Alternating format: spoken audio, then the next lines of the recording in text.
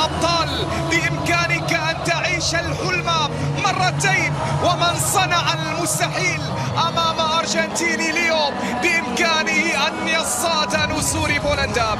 هنا السعودية أمام بولندا في ملعب المدينة التعليمية في مباراة إثبات المستحيل، كتابة فصل جديد من فصول توهج كرة القدم السعودية والعربية.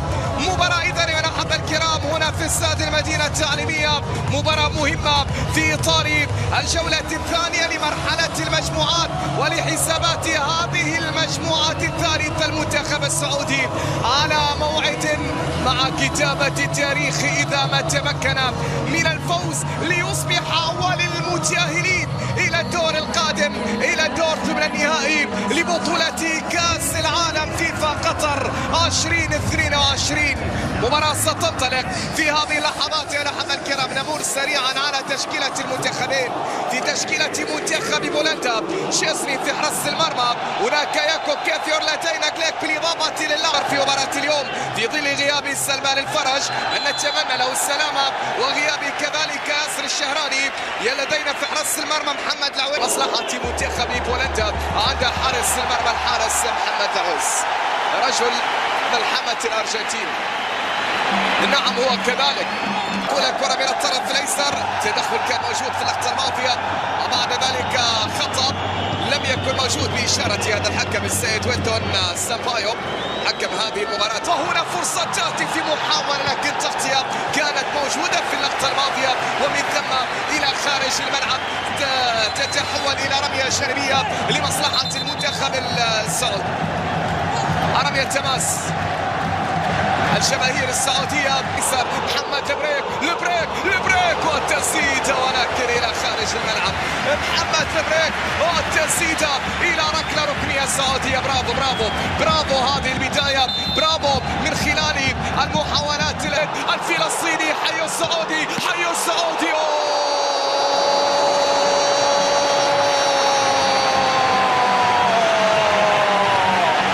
خطيرة كانت، قريبة في وسط الملعب.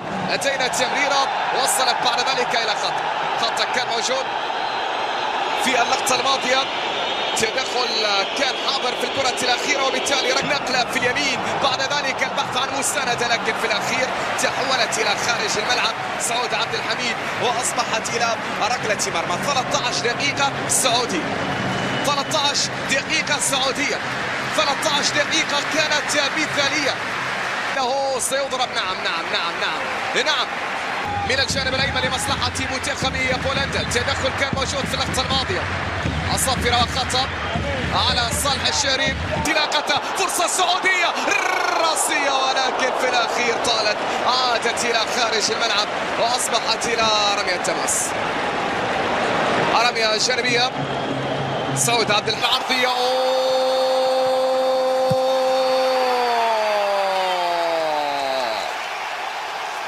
زيلينسكي يسجل الهدف الأول لمنتخب بولندا من أول فرصة. منتخب بولندا زيلينسكي يسجل الهدف الأول. العرضية، كرة منقولة إلى صالح الشهري يسقط، يطالب بوجود ركلة جزاء، لكن السيد ويلتون سامبايو. تقنية الفيديو حول اللقطة الماضية. هنا صالح وقدم اليمنى للاعب بيلك. في الان القرار، الان ركله جزاء. سالم جول.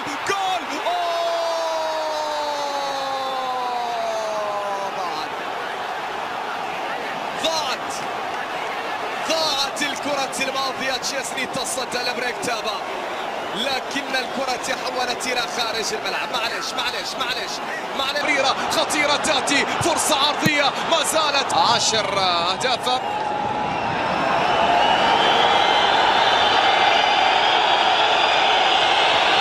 سقوط لاعب المنتخب السعودي. وصلت هذه الكرة طولية،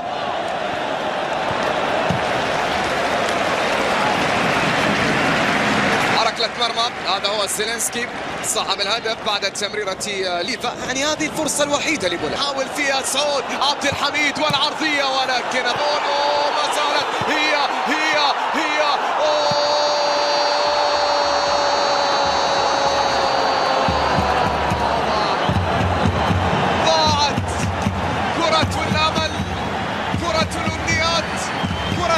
الاهداف. هذه الكرة السعودية عودة إلى الخلف إلى سالم والتسديدة بعيدة كرة سالم الدوسري. هيرفي رونار ماذا قال للاعبين؟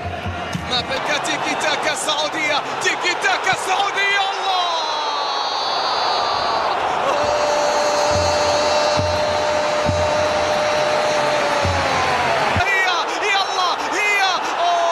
ما زالت هذه تسديدة ولكن بعيدة. يا صالح عملت الصعب ولكنك في السهل لم تفعل، قمت بالصعب ولكنك بعد الكرة من الطرف ليس العرضية ترسل عالية الرأسية، مرت بسلام بل العارضة وقفت مع الذي يجب أن تقف معه، ولكن طالت الكرة ما زالت بعيدة إلى خارج الملعب. تحولت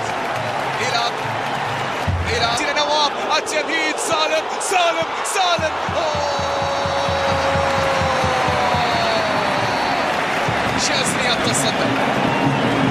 شازني تصدى في الكرة الماضية وهناك إصابة. عرضية تأتي ولكن سهل الكرة والتسديدة.